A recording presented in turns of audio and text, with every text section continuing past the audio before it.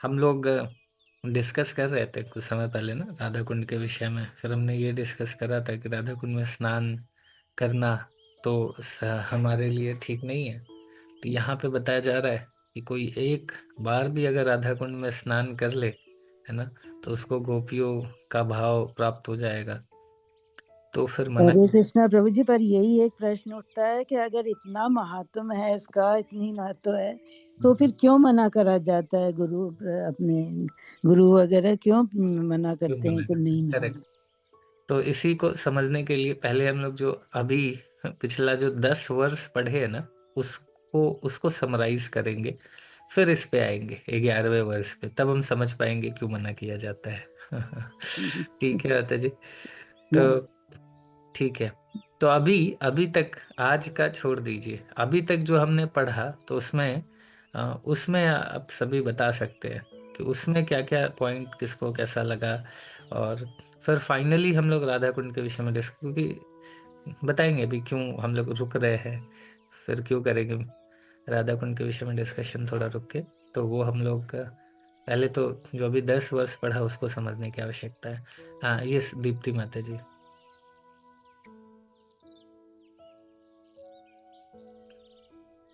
हरे कृष्णा प्रभु जी, सादर प्रणाम।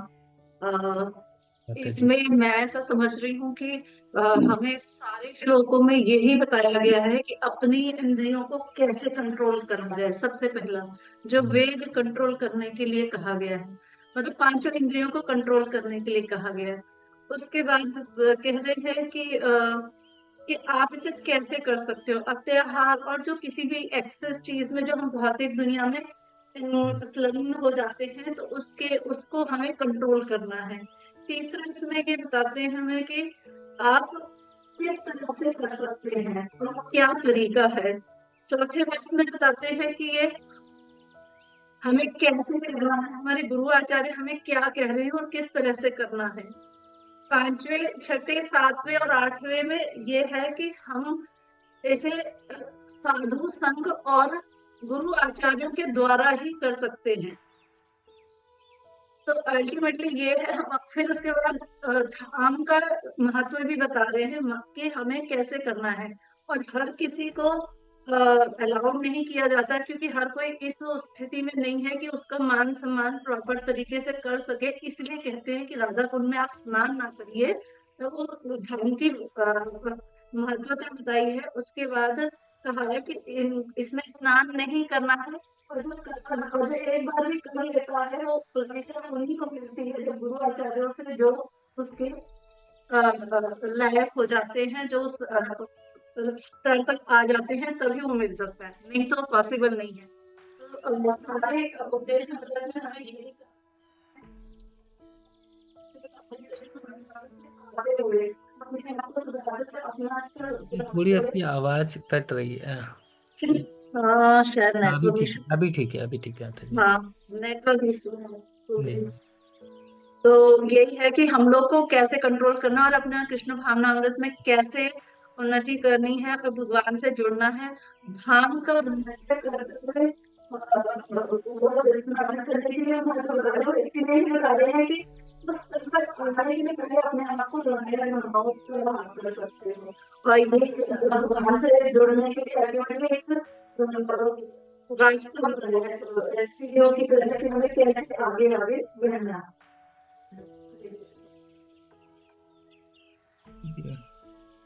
ये हाँ माता जी, थोड़ा सा ये वीडियो बंद करके लास्ट वाला जो आपने बोला उसको बोलेंगे क्या? मे भी वीडियो के कारण थोड़ा नेटवर्क और इम्प्रूव हो। हाँ, मे भी एक्चुअली आज मैंने बंद नहीं किया ना। अ, हाँ, अभी ठीक है। अभी अभी नहीं। हाँ, तो मैं ये कह रही थी कि हमें हमारा स्तर किस तरह से बढ़ाना है। भगवान से जुड़ते हुए, भगवान से अपना संबंध जोड़ते हुए हमें कैसे धीरे धीरे अपने आप को कृष्ण भावनामृत में उन्नत करना है कि हम भगवान का संबंध समझ सके और इस लायक बन सके कि हम वहां तक भगवान के उसमें राधा कुंड में स्नान करने की परमिशन भी तभी मिलेगी जब हम उस लायक बनेंगे, अन्यथा नहीं मिल सकती। तो उस लायक कैसे बनना है वो पूरा प्रोसीजर पूरे वेरी गुड। श्लोकों में बताया हुआ है। ये जी। बहुत सुंदर माता जी, थैंक यू वेरी मच। तो हरे हाँ, बिल्कुल बहुत अच्छा आपने कंक्लूड करा, थैंक यू वेरी मच माता जी कि जो ये 11वें वर्ष में राधा कुंड में स्नान करने के विषय में बताया गया है, बट प्रिपरेशन पिछले 10 वर्ष, जो लास्ट 10 वर्ष हमने जो डिस्कस किया उसमें कैसे उसके लिए जो क्वालिफिकेशन है ना, बस 2 गमछा खरीदा और कूद गए तो वो स्विमिंग पूल में हम कूद सकते हैं, है ना। लेकिन राधा कुंड में प्रवेश करने के लिए वो 2 गमछा सफिशिएंट, वो सफिशिएंट तो नहीं है। उसके लिए जो प्रिपरेशन है वो पिछले 10 वर्ष में बताया गया है ना। तो वो बड़ा महत्वपूर्ण है। ठीक है, तो बाकी डिवोटीज भी शेयर कर सकते हैं आज आपका जो रियलाइजेशन है, जो आपने सबसे टच करा, जो पॉइंट आपको इस पूरे 10 वर्ष में, तो वो एक बार शेयर कर सकते हैं। मैं एक बार, अगर याद नहीं आ रहा है तो कहीं नोट वोट करे हो तो निकाल सकते हैं। एक्चुअली ये बड़ा महत्वपूर्ण है, हमने कई बार इस पर डिस्कस किया है कि कुछ हम लोग देखिए एक एक खजाना है इन लोगों का ना, ये हमारे आचार्यों का एक एक खजाना है ना। जैसे सनातन गोस्वामी के पास एक व्यक्ति जाते हैं तो उनसे पूछते हैं कि अभी, मतलब उनको कहीं से पता चलता है कि टच स्टोन है उनके पास, जिसमें भी टच करो वो ऐसा सोने का बन जाएगा, इस तरीके का कुछ वस्तु होता है। तो वो जाते हैं उनके पास, तो रूप गोस्वामी बोलते हैं कि अच्छा वो चाहिए क्या, अरे वो तो ऐसा ही पड़ा हुआ है इसमें। एक्चुअली वो शिवजी, जो डिवोटी मतलब जो व्यक्ति रहते हैं वो शिवजी की आराधना करते हैं और बोलते हैं मैं, मुझे टच स्टोन चाहिए। शिवजी बोलते हैं अच्छा इसके लिए तो आप जाओ पारस मुनि हैं, तो पारस आप उनसे ले लो। आ, यहाँ सनातन गोस्वामी है उनके पास से ले लो, मुझे क्यों, मतलब मुझे क्यों बुलाने की तो आवश्यकता ही नहीं थी। तो जाते हैं, सनातन गोस्वामी बोलते हैं कि हाँ टच स्टोन तो है, वो देखो पीछे कूड़े उड़े में कहीं पड़ा होगा। तो फिर देखते हैं तो कूड़े में पारस मुनि को रखा रहता है। तो फिर वो बड़ा टेंशन में आ जाते, बताओ कि इसके पास अगर लेके, तो पहले खुश होके जाने लगते हैं, फिर सोचते वापस आते हैं कि ऐसा, अरे इनके पास ऐसा क्या है, ये इसको पारस मनी तक को ये कचड़े में फेंके, इसका मतलब इनके पास कुछ और वैल्यूएबल, बहुत वैल्यूएबल होगा तब तो ऐसा कर रहे हैं। फिर वो जाते हैं और जाके फिर पूछते हैं तो बोलते पहले इसको फेंक के आओ तब बताऊंगा। फिर फाइनली जब वो फेंक वे के आ जाते हैं तब उनको भगवान की भक्ति के विषय में बताते हैं, है ना। उसका उसका नॉलेज देते हैं। तो वास्तव में जो हम ये सारे हम लोग जो भी डिस्कशन कर रहे हैं, ये पारस मुनि से भी ज़्यादा, पारस मनी से भी ज़्यादा वैल्यूएबल चीज़ें हैं, है ना। ये सारे हमारे आचार्यों का खजाना है। तो उस खजाने में से तो हम जा रहे हैं, खजाने को देख रहे हैं, बट देख के सेल्फी लेके सिर्फ आ नहीं जाना है, उसमें से कुछ उठा के अपने पास भी रखना है ना। तो हम, हमें ये खजाना ऐसा है कि हम ले भी सकते हैं जितना चाहें। तो लेने का मतलब क्या है कि हम कहीं ना कहीं उसको कुछ पॉइंट्स को नोट ज़रूर करें कि कहाँ हमें वर्क करना है। जो हमने एक डिस्कशन किया था, मनन मन, वो बहुत महत्वपूर्ण सेशन था उसको, कि उस पे जो भी चीज़ें हम पढ़ रहे हैं उसका क्या करना है, श्रवण मनन निधिध्यासन, तो कैसे करना है उसके ऊपर पूरा हमने, आई गेस कि 2 सेशन में इसके ऊपर डिस्कशन है, एक सेशन में करा है, काफ़ी डिटेल डिस्कशन था उस दिन। तो थोड़ा सा उसको समझते हुए हमें फिर अप्लाई करना है, तो ही फिर वास्तव में हम फिर, नहीं तो मतलब फिर खजाना को कभी हम प्राप्त करेंगे नहीं, तो फिर जाके घूम घाम के बस आ जाए सेल्फी लेके, तो फिर ज़्यादा फायदा तो नहीं है ना। तो जो भी अगर किसी ने नोट करा वरा है तो अभी बता सकते हैं, और बाकी फिर फाइनली हम लोग फिर ऐसे तो डिस्कस करेंगे, लास्ट में कंक्लूड करेंगे। हाँ यस निराली माता जी। हरे कृष्णा प्रभु जी, धन्यवाद प्रणाम। वेलकम जी। प्रभु जी मेरी आवाज आ रही? आ रही माता जी। प्रभु जी जैसे अभी आप बता रहे थे चिंतन और मनन का, तो पहले ऐसा होता था कि कोई भी वीडियो लेक्चर चल रहा है या फिर कुछ भी रीडिंग कर रहे हैं तो 1-1 2-2 घंटे तक रीडिंग करते थे, सोचते थे बहुत पढ़ लिया आज तो 15-20 पेज, लेकिन एक्चुअल में उसका कोई इम्प्लीमेंटेशन नहीं होता था जीवन में। और पॉइंट्स भी लिखते थे तो कभी उसको देखते नहीं थे कि क्या पॉइंट क्या नोट बनाया है। बट अब ऐसा हो गया है कि एक ही पेज पढ़ते हैं और 2 ही पेज पढ़ते हैं, और जो लीलामृत है उसका तो काफ़ी पढ़ लेते हैं, पर भगवत गीता का 1 पेज ही पढ़ते हैं। लेकिन उसमें से इतने गोल्डन पॉइंट्स आते हैं, और फिर जब वो पॉइंट्स निकाल लेते हैं तो उसको लिखने के बाद ना 10-15 मिनट बैठ के सोचते हैं कि ये भगवान प्रभुपाद जी ने और भगवान ने ये चीज़ बताई है, तो मैं इसको कैसे जीवन में इम्प्लीमेंट करूँ।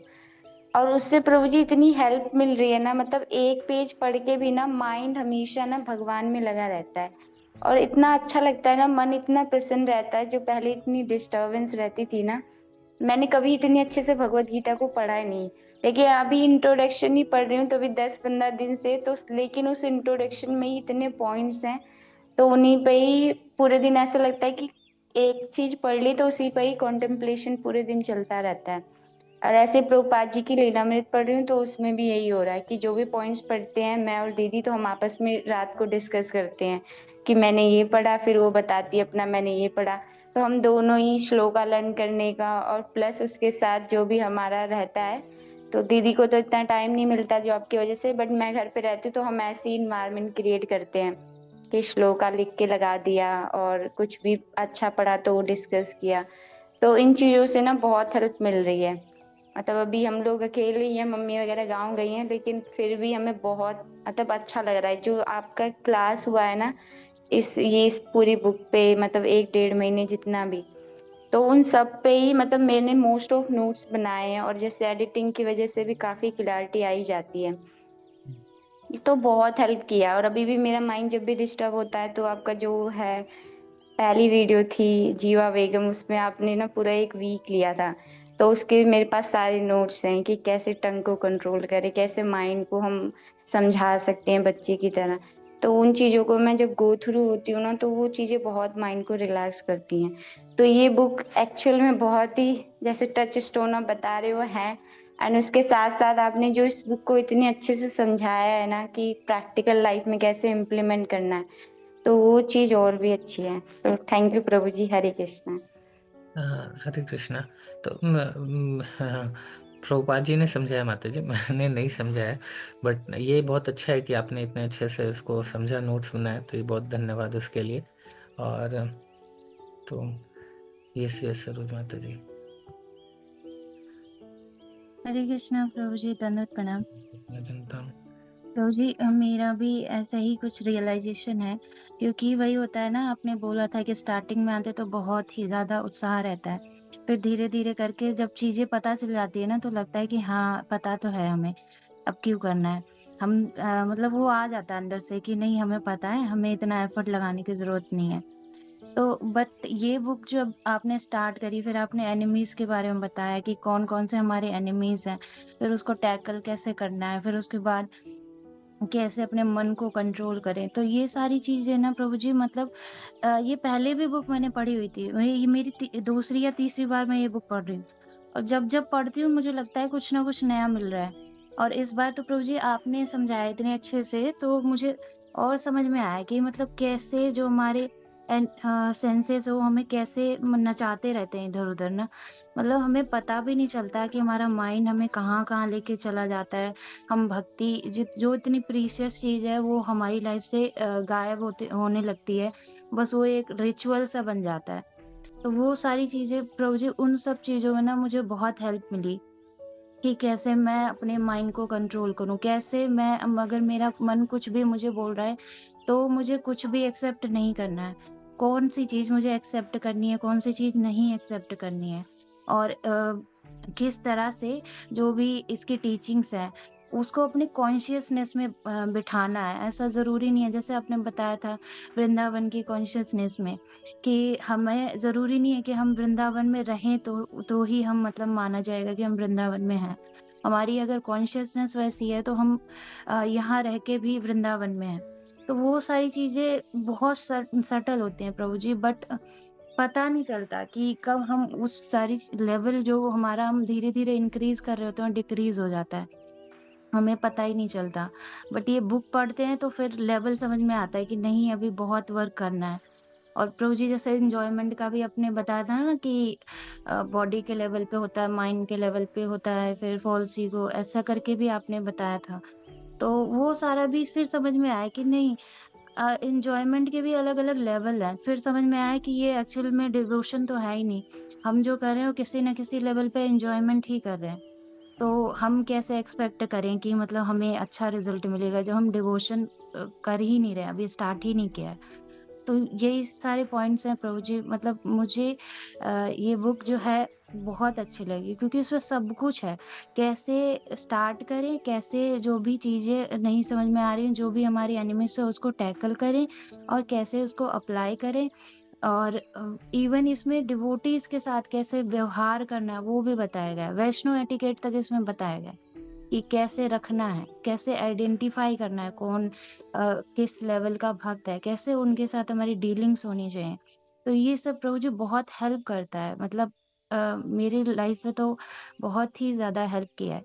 और अभी भी मतलब ये बुक ऐसा लग रहा है कि पूरे जीवन बस पढ़ते रहो क्योंकि कुछ ना कुछ इसमें मिलता ही रहता है प्रभु जी। जितनी बार भी मैं पढ़ रही हूँ इसको, जैसे भगवद गीता में है, सेम इसमें भी यही हो रहा है मेरे साथ कि मैं भगवद गीता जितनी बार पढ़ती हूँ मुझे कुछ ना कुछ नया मिलता है, और ये बुक भी मैं जितनी बार पढ़ रही हूँ मुझे कुछ ना कुछ नया मिल रहा है, और वो पहले वाले से बिल्कुल डिफरेंट होता है। तो यही है प्रभु जी, और आपने इतने अच्छे से एक्सप्लेन किया तो मुझे बहुत समझ में आया और मुझे बहुत अच्छा भी लगा प्रभु जी। थैंक यू प्रभु जी। हरे कृष्णा। तो हरे डेफिनेटली कृष्ण मैं ये महाप्रभु। श्रील रूप गोस्वामी और श्रील प्रभुपाद जी ने समझाया है। तो Hare Krishna, Hare Krishna, Krishna Krishna, Hare Hare, Hare Rama,